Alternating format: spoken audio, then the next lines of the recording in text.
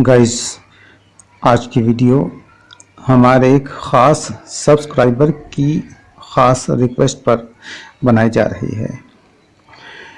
लेकिन ये वीडियो आपके लिए भी बहुत ज़्यादा इम्पोर्टेंट हो सकती है।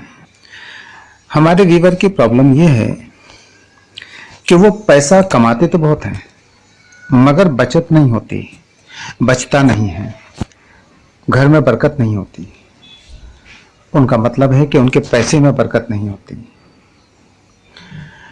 तो यही प्रॉब्लम हिंदुस्तान के करोड़ों लोगों की है। मैं आज इस प्रॉब्लम को फेस कर रहे उन तमाम करोड़ों लोगों के लिए 3 टिप्स लेकर आया हूं। अगर आप इन टिप्स को फॉलो करते हैं तो 100 नहीं बल्कि 1000% मैं कंफर्म हूं कि आपकी ये प्रॉब्लम सॉल्व हो जाएगी और आपके थोड़े पैसे में भी बहुत बरकत होगी और नागहानी फालतू का कहीं आपका पैसा बेकार में वेस्ट नहीं होगा, कहीं भी आपका पैसा फंसेगा नहीं, कहीं आपका पैसा डूबेगा नहीं, कोई आपका पैसा लेकर नहीं भागेगा और तो और आपका पैसा चोरी भी नहीं होगा। अगर आपने ये 3 टिप्स को फॉलो किए, टिप्स बहुत आसान है मगर बहुत ज्यादा इंपॉर्टेंट है। आप इन्हें बहुत ध्यान से सुनिए और इन्हें फॉलो कीजिए। पहला पॉइंट यह है, पहला फंडा यह है कि जो भी आपकी अर्निंग होती है, चाहे वो डेली हिसाब से होती है, वीकली होती है, मंथली होती है, जो भी आपकी अर्निंग होती है टोटल, उस अर्निंग में से आप टोटल अर्निंग में से जो भी आपकी आमदनी है, चाहे आप खेती से कमाते हैं, चाहे आप मेहनत या मजदूरी करते हैं, आप बिजनेस करते हैं, आपकी सैलरी आती है, नौकरी पेशा कारोबार आप कुछ भी करते हैं, तो जो भी आपकी टोटल अर्निंग होती है महीने की या डेली की या फिर वीकली की, जो भी आपकी महीने की जो भी आपकी इनकम होती है टोटल, उस इनकम में से 2.5% 2.50% आप जो है बिल्कुल अलग निकाल लीजिए और उस अर्निंग को, उस पैसे को आप अपने लिए या अपनी फैमिली के लिए कहीं भी इन्वेस्ट नहीं करेंगे, कहीं भी उसको आप यूज नहीं करेंगे। वो पैसा होगा सिर्फ गरीबों का और वो पैसा होगा उन लोगों का जो बेघर हैं, उन लोगों का जो भूखे और नंगे हैं, उन स्कूली बच्चों का जो पब्लिक स्कूल में, अच्छे स्कूल्स में पढ़ना तो चाहते हैं बट उनको अलाउ नहीं करता, उनके पेरेंट्स उनको अलाउ नहीं करते क्योंकि उनकी इनकम इतनी नहीं है। तो अगर जो भी आपकी टोटल इनकम है उसमें से 2.5% आप जो है अलग निकाल लीजिए।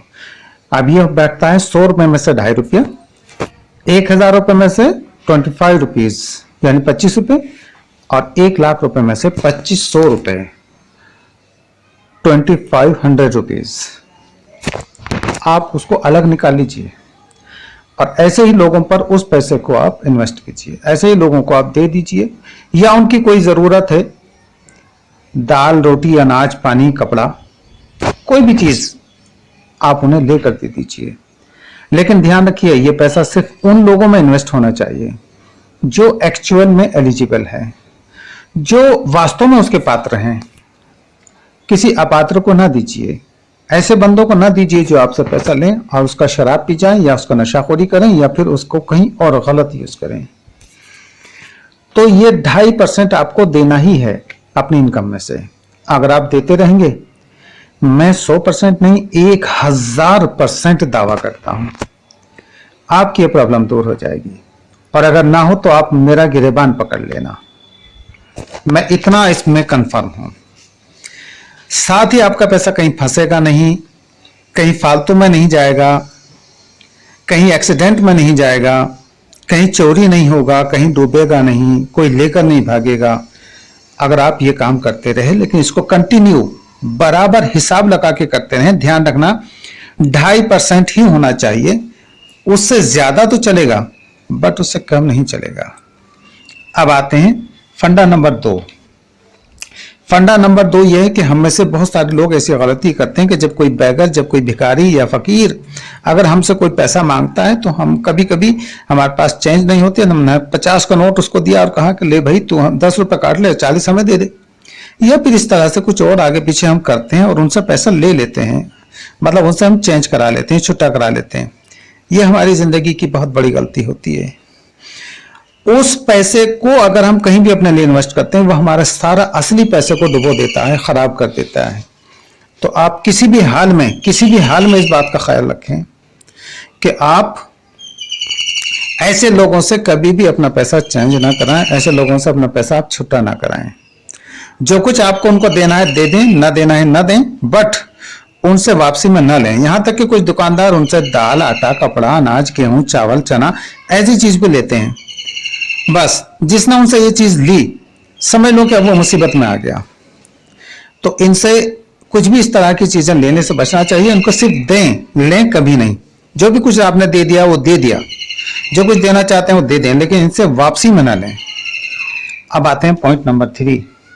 पॉइंट नंबर 3 है कि जो छोटे छोटे जानवर हैं, परिंदे हैं, दरिंदे हैं, चरिंदे हैं, जो अल्लाह की छोटी छोटी मखलूक है, जैसे चींटियां हैं, कबूतर हैं, चिड़िए हैं, जिन्हें कोई पालते नहीं है, उन लोगों को आप दावत दें।